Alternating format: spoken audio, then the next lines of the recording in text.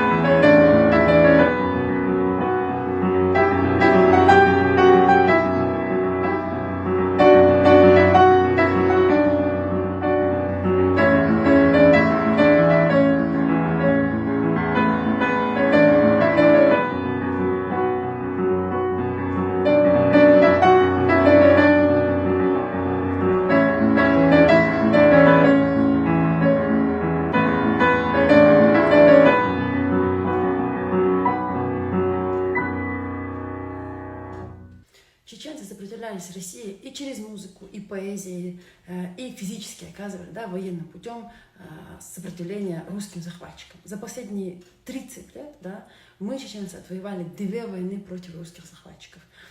Они убили у нас в Чеченской Республике 42 тысячи детей и 300 тысяч мирного населения. И несмотря на все это, сегодня есть русисты, которые оправдывают оккупацию Чеченской Республики.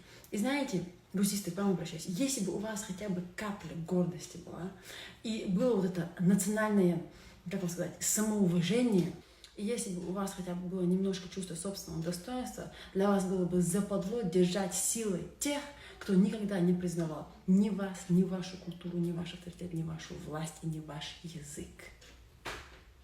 Покиньте Кавказ.